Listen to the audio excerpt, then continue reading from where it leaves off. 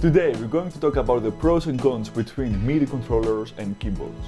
I'm also going to share with you 11 tips that you need to know, and I'm going to tell you what my personal opinion is and my personal experience is between MIDI controllers and keyboards. Let's do this. Also, before we continue, at the end of this video I'm going to share with you the one thing that made me a better musician. Like the one thing I recommend everyone should do. No matter if you're a music producer, a musician, a singer, doesn't matter what you're doing. If you're just doing this for fun, there is one thing that you should do, that you need to do, which is going to make you a better musician. So first of all, we're going to talk about what the differences are between MIDI controllers and keyboards. The first difference between a MIDI controller and a keyboard is that a MIDI controller is a control surface that may look like a synthesizer or a drum machine. Something like this, or something like this. So the way a MIDI controller works is that it sends MIDI signals, that's why it's also called a MIDI controller. When you press these buttons, it sends MIDI signals to an external device, usually a computer, which then transforms those data signals into sounds through the use of a software. Most of the time we are using a DAW, that stands short for Digital Audio Workstation. The Digital Audio Workstation, inside the Digital Audio Workstation, you can also use other small software, which is called VSTs. VSTs are virtual instruments. So for example, you may have this keyboard here. You can plug it in your computer. You open a DAW, such as FL Studio or Ableton. And inside a DAW, you may open a VST, which has the sound of a Yamaha piano. And then suddenly you get from your speakers a great sound from a Yamaha piano, or you get a sound from a synthesizer, or you get a sound from a guitar. You can make it as crazy as you want. You can use any sound that's available out there. That is what you can do with a MIDI controller. On contrast, a keyboard comes with its own sounds. Some keyboards have just one sound, usually a piano sound. Other keyboards have 10 sounds, other keyboards have thousands of sounds. You don't need a computer in order to operate a keyboard. The only thing that you need is a keyboard and electricity. That's it. And now it's time to explore some of the pros and cons of MIDI controllers and keyboards. I'm going to repeat myself a bit here. You're going to hear some repeated information, but it is very important to get this thing right. Like many people, I remember myself when I was first starting out with music production, I was very confused with what the differences are between MIDI keyboards, controllers, drum pads and everything. And I also remember that I ordered some equipment and expected them to work in a way which they didn't. And that was the main issue I had. Like I spent several hundreds of dollars, and then later I thought oh, I had to make a different decision, something that would last for me longer. Like I have used more than, I don't know, 15 MIDI keyboards. I've bought more than 15 MIDI keyboards, which many of them I can resell them later. But anyways, that's a story for a different video. So the first con of a MIDI controller is that it can't function on its own. This is critical to remember and it's critical to understand. A MIDI controller cannot function on its own. It either needs a computer or some other piece of hardware which it gets connected to in order to produce the sounds that you need to make. The second con with MIDI controllers is that it is not plug and play. Some people may argue, because some controllers you just have to plug them in your computer, open your DAW and then you can use them. Other MIDI controllers are a bit more fussy. You need to download drivers, you need to go inside the settings, you need to make sure that it can talk and connect on a proper way with your computer and that it also generates a sound. Some MIDI controllers are not compatible with all DAWs, and some MIDI controllers are not compatible with all systems that are out there, with all computers that are out there. Again, if you decide to buy a MIDI controller, these are things that you can figure out rather easily. It would take you I don't know, a couple of hours to figure everything out. And now moving on to the pros. One of the biggest pros of MIDI controllers is that they are portable and that they are lightweight. Like this baby right here doesn't weigh almost nothing. I don't know why I keep calling this a baby, but anyway, this doesn't weigh almost nothing, and it's very portable. I can put this in my bag and I'm like on the go. You have also bigger MIDI keyboards, or MIDI controllers. It's actually MIDI keyboard controller, but anyways. You have also other MIDI controllers which are very big and large. These are usually designed to stay inside the studio and not to take them like on the run and on the go with you. The second very important pro that MIDI keyboards have is that you can very easily change the sounds. Like you can, like right now if I open my computer, I can literally play like any sound you imagine, because I have a lot of VSTs. I have also an active subscription on East-West Sounds, which you have like the whole Philharmonic Orchestra. I have like strings, I have bows, I have contrabass, I have saxophones, I have like anything that you can imagine, and they all sound amazing. Really, they all sound amazing. So that is one of the big pros that I found with MIDI controllers, is that you can change sounds very, very easily. And the third pro that I found with MIDI controllers is that generally they are cheap. It depends on the quality, and it depends the size and the functions that you wanted to have. But you can buy a MIDI controller, a new one, for like 30 or 40 bucks, and it functions properly, very good. You can like produce and make and create songs on them. You can also spend like hundreds of dollars, even thousands of dollars on MIDI controllers. But then of course you get like more functions, like weighted keys, or you get drum pads on it, or you get like some extra features and a better build quality. And now moving on to the cons of the keyboard. The first negative that I found with keyboards is that they are costly. Like you cannot buy a keyboard with 30 or 40 bucks, and even if you do, it's going to be like a toy keyboard which you really don't want to use if you are serious about learning how to play the keys. That is one of the biggest obstacles that I found, because most that start learning music are like young people, like maybe teenagers, or even if you are like even if you're an older person, like I don't know, 30, 40, 50, 60 years old, and you still want to learn how to play the keys, investing $400 or $500 to buy a keyboard is like a significant investment. And if you stop playing that instrument after a year, you can resell it, but it's again wasted money, because you can never get the full price back if you're going to resell it online. Now there are cheaper keyboards, like let me make this clear, there are cheaper keyboards, but a lot of them, the quality is not good. The second con of a keyboard is that most of them are rather big and heavy.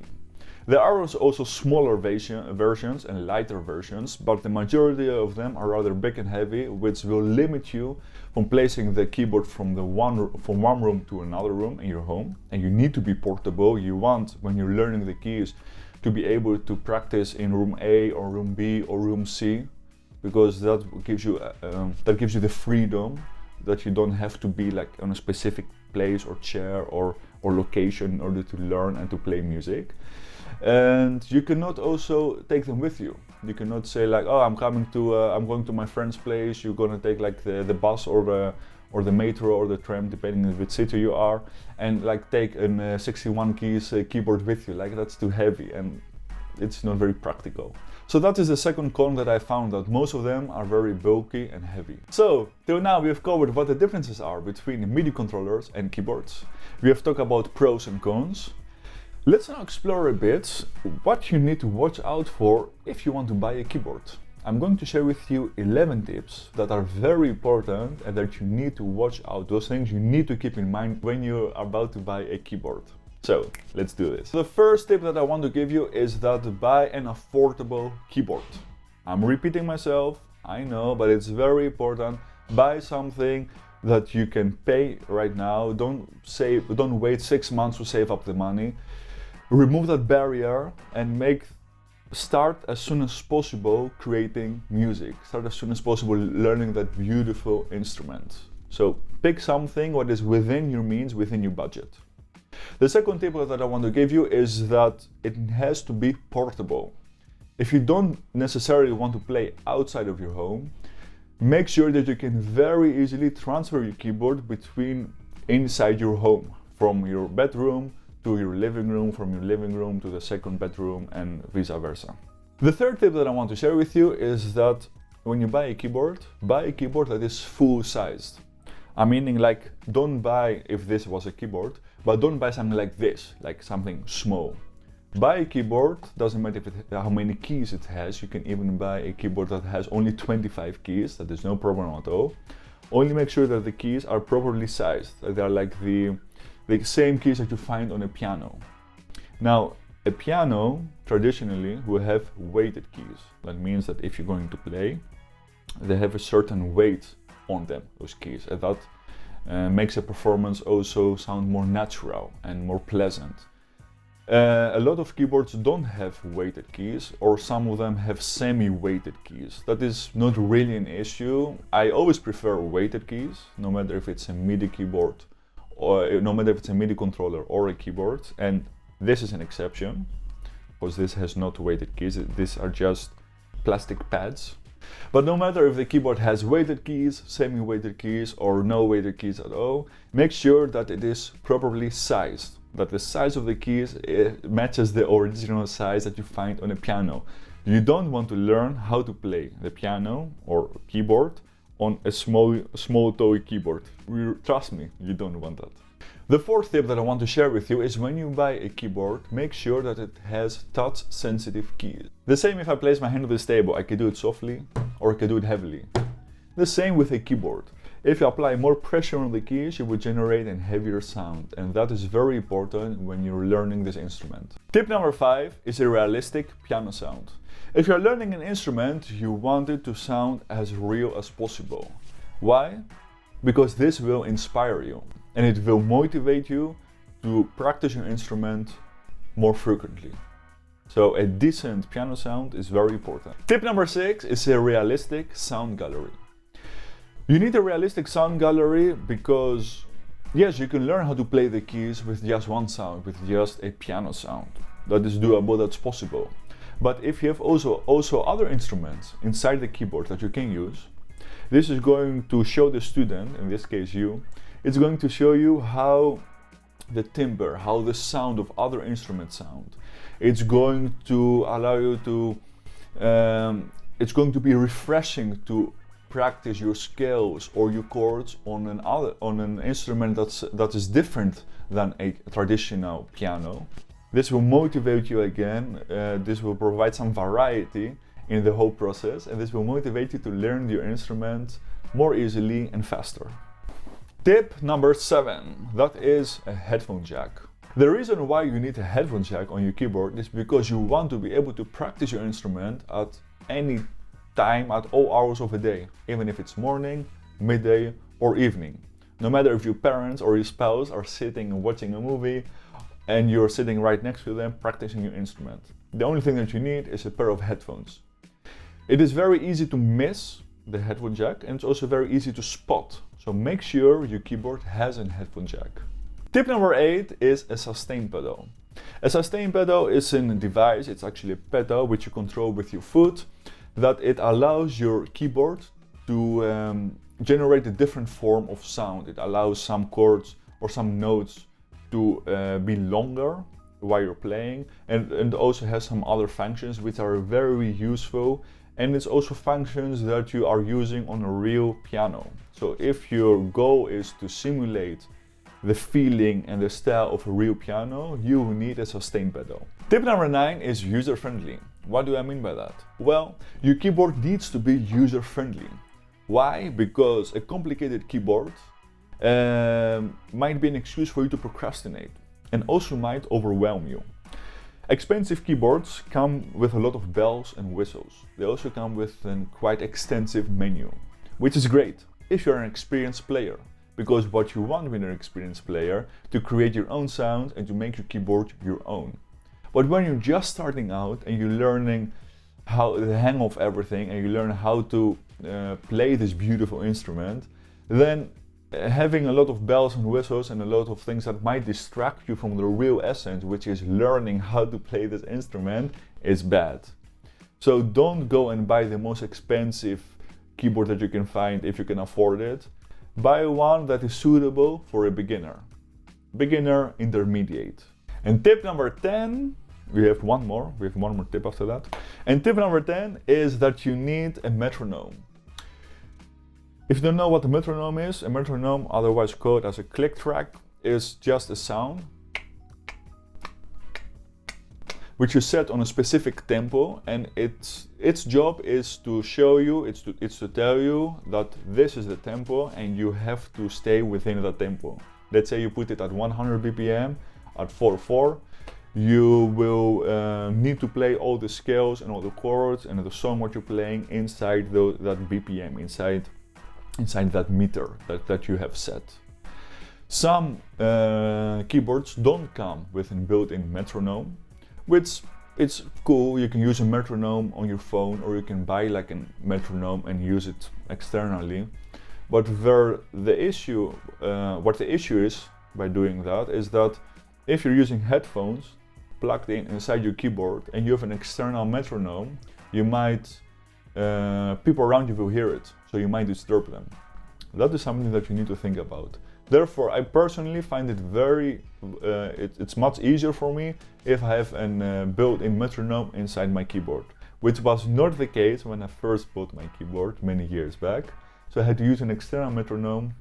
I used to annoy the hell out of my father and mother, so I know exactly what I'm talking about. Buy a keyboard with a metronome in it.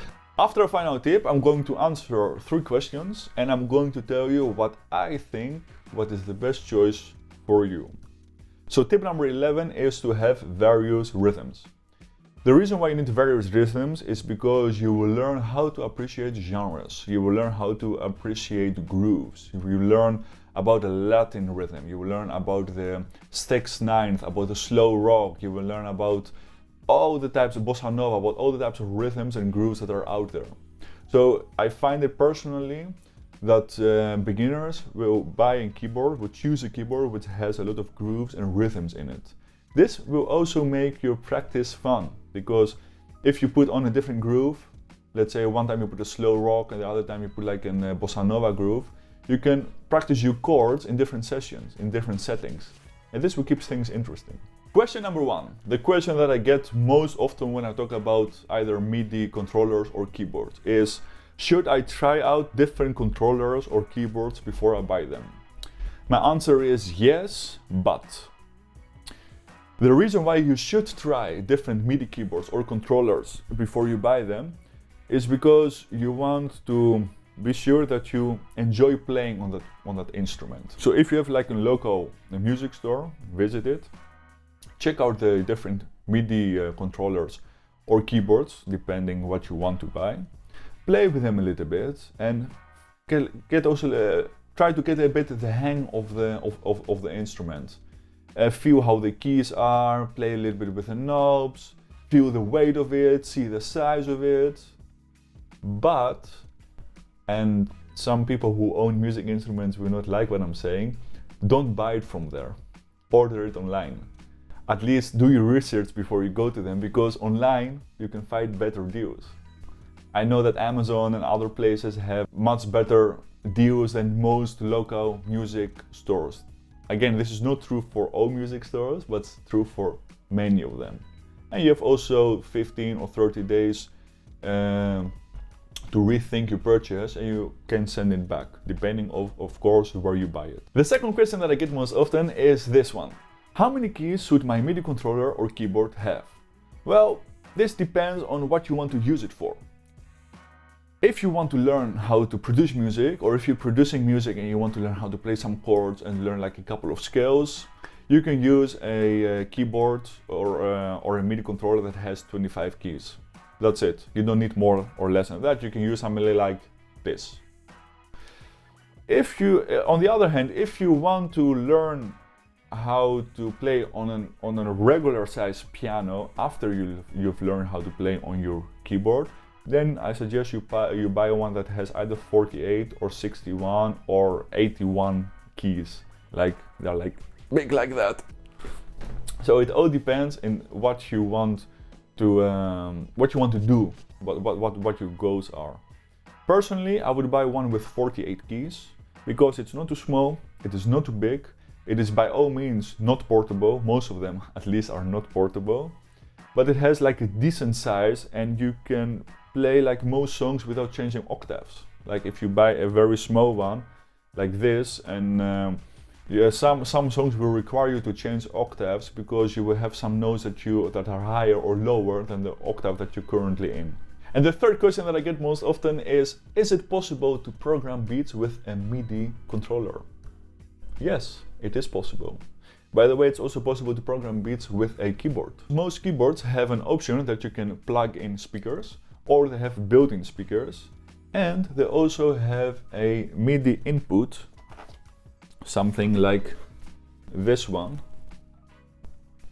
USB MIDI input, or something like this, which you can then connect to a hardware, or something like this input right here. This is also a USB input, which you can then connect in your computer, and from your computer you can use and generate any kind of sound that you like, depending on you have the right software. So yes, it is possible to program beats with a MIDI controller and a keyboard. I'm sure that if we had this conversation in real life, at some point you would ask me, hey Mark, what do you think? Should I buy a MIDI controller or should I buy a keyboard? Well, this is my answer. If at this point you're really focused on learning how to play the piano, then you should buy a keyboard, because that will allow you to practice more. That will it is easy to connect, it is plug and play, and it has only like one function. You don't need a computer, you don't need a software to open, you don't need to wait for those things to start, you don't get distracted by the internet that is on your computer, which I have been guilty in the past for like a lot. So if your goal is to learn how to play the piano, then I suggest you buy a keyboard. Of course, always keeping those 11 tips we talked about before. Now, if your interest is more in music production, if you want to create songs, if you have like FL Studio or Ableton Live or some other DAW, you're like, hey, I want to learn how to play some chords, I want to learn how to play some keys, like I want to dive in more in music theory from the theoretical and practical side, then I suggest you buy a MIDI controller. Why? Because they are portable, they are cheaper, and they can do everything a keyboard can. They only don't come with their own sounds, and they are not the best ones if you want to learn how to play a piano. That's it, that's my advice. So, you want to learn to play the piano? Buy a keyboard. You're more into music production or songwriting, then buy a MIDI controller. The choice is up to you. Oh, and I almost forgot. I forgot to tell you the one thing that made me a better musician and a better music producer. Well, that one thing is meditation. Yes, meditation. I know what you're thinking. Wait, don't leave just yet. It is not some kind of woo-woo stuff. I'm in the spiritual stuff, but I always like to back up everything with science and with proof.